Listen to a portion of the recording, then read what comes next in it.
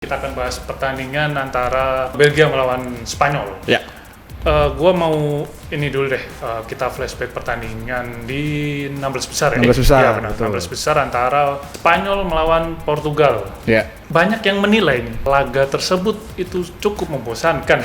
Dibanding nama-nama kayak Lamine Yamal sama Alex Baena, even Ferran Torres yang cuma bisa bikin peluang doang, nggak bisa bikin gol. Ya nama Oyarzabal nih menjadi salah satu pemain yang wajib di starting lineup pada akhirnya di timnas Spanyol sekarang gitu. Bahkan Lamine Yamal kalaupun dicadangin ya kita udah pernah lihat Oyarzabal malah yang lebih deliver gitu daripada Lamine Yamal sih, kalau ngeliatnya gitu. Kalau Senegal pasti yang bisa mengalahkan Belgia kan kemarin kan, ternyata match itu menjadi turning point bagi Belgia justru ya. Dua match di awal fase grup Belgia tidak meyakinkan, sampai gue bilang kayaknya nih Belgia selesai juga di Piala Dunia kali ini. Lawan lawan New Zealand waktu itu ya mungkin New Zealand kali lawannya ya. Lawan USA mungkin motivasi yang sangat tinggi karena ada ya dalam tanda kutip ada konflik di situ lah. Gitu. Jadi itu mungkin banyak pihak yang mendukung Belgia dan Belgia itu menjadikan motivasi yang sangat besar untuk Belgia, jadi ya bisa dilibas juga akhirnya tuan rumah di 16 besar digoreng 4-1 dan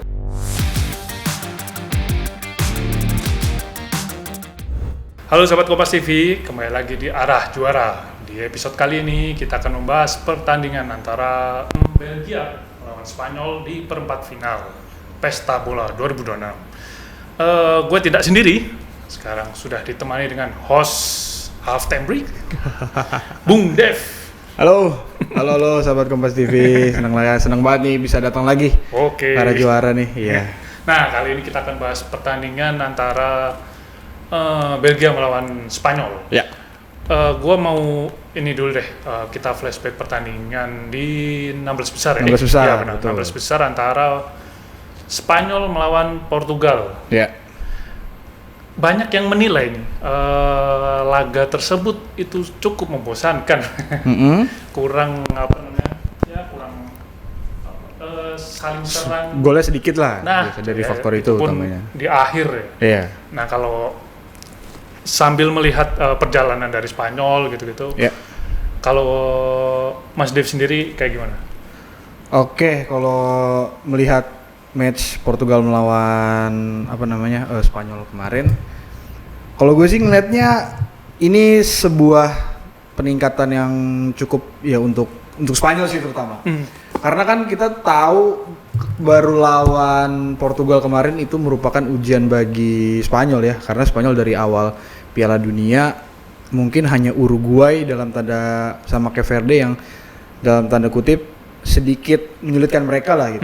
Sisanya belum ketemu tim atau negara yang profilnya sebesar Spanyol dari Eropa gitu loh. Which is kemarin ketemunya Portugal dan mereka bisa menyelesaikan match itu dengan sangat baik lah, cara menyakiti yang luar biasa kepada Portugal juga di menit terakhir, terus juga itu dari skema set piece yang dilakukan secara cepat sama para pemain dari Spanyol dan itu membuat Spanyol bisa cukup lega lah lolos ke babak 16 besar gitu. Dan di match itu juga sangat disayangkan ya dari sisi Portugalnya kurang mengoptimalkan berbagai macam lini lah. Wajar karena memang narasi. Kenapa wajar ya? Karena gue salah satu orang yang cukup setuju bahwa Roberto Martinez tidak layak untuk melatih Portugal sih.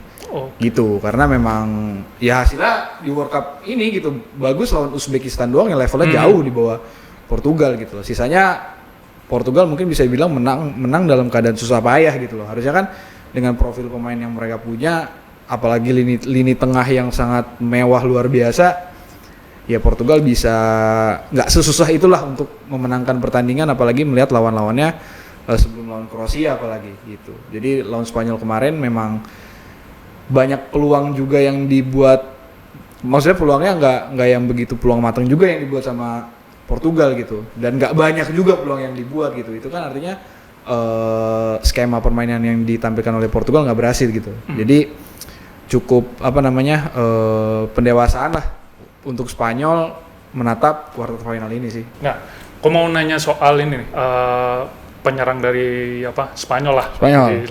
Lamine Yamal, terus Oyarzabal, terus sama satu lagi Alex Baena ya. Baena, betul. Nah, gue cukup tertarik sih sama si Oyarzabal ini. Iya. 2 kali pertandingan cetak brace kan. Nah, kalau dari lu sendiri gimana?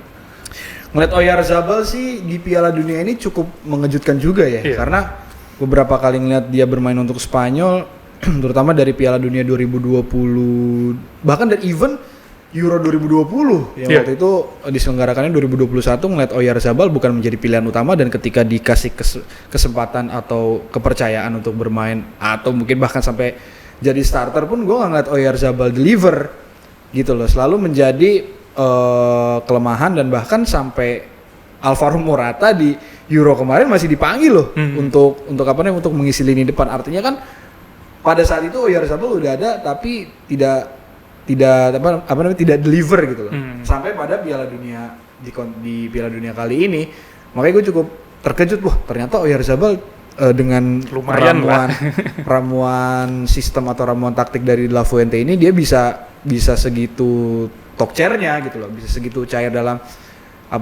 bikin gol gitu. Dan dibanding nama-nama kayak Lamine Yamal sama Alex Baena, even Ferran Torres yang cuma bisa bikin peluang doang, nggak bisa bikin gol, ya nama Oyarzabal nih menjadi salah satu pemain yang wajib di starting lineup pada akhirnya di timnas Spanyol sekarang gitu. Bahkan Lamine Yamal kalau dicadangin ya kita udah pernah lihat Oyarzabal malah yang lebih deliver gitu daripada Lamine Yamal sih, kalau gue ngeliatnya gitu kalau. Oke, kalau itu kita bicara soal Spanyol ya. Nah, kita ke sisi Belgia lah. Oke. Gue menilai kalau misalkan strategi dari pelatihnya si Rudi Garcia kan selalu memainkan Lukaku ya di menit-menit ya babak kedua lah, babak super kedua sub, setengah, super sub, terus permainan langsung berganti, lebih eksplosif atau lebih lebih tampil menyerang lah intinya. Nah, kalau dari Mas Dev sendiri seperti apa? Gue ngomong di sini ngomong juga sama Mas ya. Betul. Senegal pasti yang bisa mengalahkan Belgia kan kemarin kan. Ternyata match itu menjadi turning point bagi Belgia justru ya. 2 match di awal fase grup Belgia tidak meyakinkan, sampai gue bilang kayaknya nih Belgia selesai juga di Piala Dunia kali ini. Lawan New Zealand waktu itu ya mungkin New Zealand kali lawannya ya.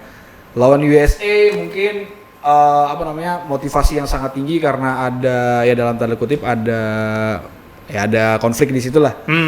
Gitu. Jadi itu mungkin banyak pihak yang mendukung Belgia, dan Belgia itu menjadikan motivasi yang sangat besar untuk Belgia. Jadi ya bisa dilibas juga akhirnya tuan rumah di 16 besar digoreng 4-1, dan tuan rumah nggak ada yang lolos juga di 16 besar gitu. Dan ini menjadikan Belgia ya pada akhirnya diperhitungkan juga yang tadinya nggak dilihat sama sekali gitu loh. Generasi emasnya udah selesai di 2018 gara-gara Roberto Martinez juga. Sekarang juga di sini kita nggak ngelihat, tapi ternyata match kemarin lawan Senegal menjadi turning point bagi Senegal gitu. Jadi apapun nanti lawan Spanyol, gua rasa Belgia ini bakal all out juga gitu. Dan mungkin akan memberikan kejutan juga gitu. Sampai sekarang pun kemarin Spanyol mungkin dalam sisi skor tidak bisa atau tidak membuat gol dalam jumlah yang cukup banyak ya ketika lawan Portugal gitu. Begitupun demikian ketika ngelawan Belgia gue melihatnya. Karena ya dalam tanda kutip Spanyol walaupun makin kesini dilihat mungkin makin dewasa, makin baik gitu, tapi still lawan tim-tim yang mungkin bisa dibilang selevel dengan mereka. Dalam segi produktivitas gol belum segitu meyakinkan. Itu bisa menjadi sasaran atau bisa menjadi mungkin bisa gue bilang makanan empuk untuk Belgia nih. Belgia benar-benar nggak kita expect gitu. Awalnya USA lawan Belgia mungkin sebagian besar atau sebagian banyak penonton Piala Dunia kemarin malah mungkin dukung USA gitu kemarin. Sebelum si skandal itu terjadi ya. Gitu. Makanya di match lawan Spanyol ini akan ramai juga. Belgia bisa bikin kejutan kalau gue bilang. Mungkin yang akan lolos mungkin tetap Spanyol gitu. Cuman mungkin akan ada match ketinggalan dulu, mungkin akan seri dulu sampai menit-menit krusial 80-an. Tapi kayaknya yang lolos sih kalau gue bilang kayaknya tetap Spanyol sih. Tapi Ya itu mungkin gue ngeliat Belgia kayaknya bakal ada kejutan sih di match ini justru. Kita menunggu drama ya. Betul. Drama yang terjadi di babak perempat final ini. Perempat final betul. Kalau bicara soal Belgia, kemarin kalau gue ngelihat strikernya Charles de Ketelaere. Oh ya, itu kalau dari pertandingan sebelumnya si Delari kan sangat gimana ya, kurang inilah finishingnya dan lain-lain. Nah, kenapa melawan USA ini lebih gacor lah kalau bisa dibilang? Iya karena motivasi sih sebenarnya ya. Motivasi dalam hal untuk memberi tamparan keras untuk tuan rumah gitu loh. Ya tentang tuan rumah nggak bisa seenaknya di atas lapangan gitu loh. Mungkin dalam hal non teknis, dalam hal di luar lapangan, dalam hal birokrasi atau administrasi itulah mungkin lo bisa gitu lo otak-atik sebagai tuan rumah gitu kan, tapi ketika di atas lapangan balik lagi kualitas pemain yang menentukan, taktik permainan yang menentukan, atmosfer atau tekanan yang menentukan juga gitu. Dari kemarin USA penuh dalam tekanan justru dengan dengan hal yang ya dalam tanda kutip ya bahasa gue skandal yang dia lakukan itu malah menjadi batu sandungan buat USA sendiri, makanya membuat pemain yang biasa aja seperti Charles de Ketelaere kemarin itu bisa cetak 2 gol ya kalau nggak salah. Iya 2 gol ya. Iya gitu, bahkan bisa bersinar gitu ya karena faktor itu.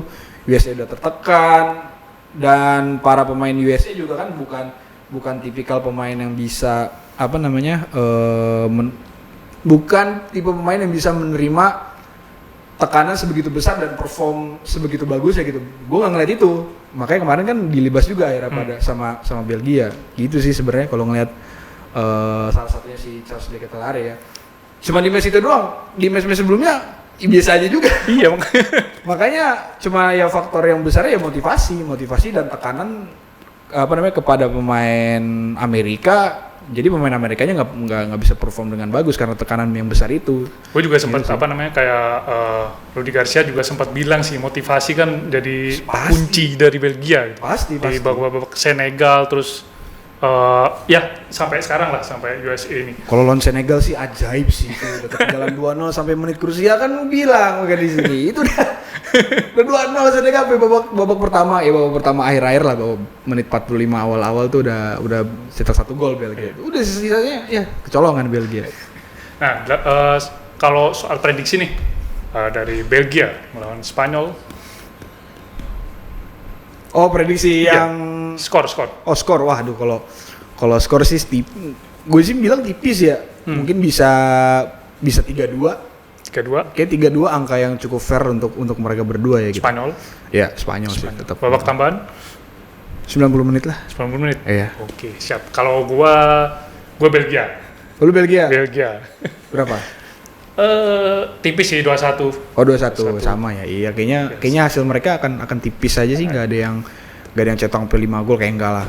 Courtois masih oke Courtois. Iya. Courtois oke sih Courtois emang.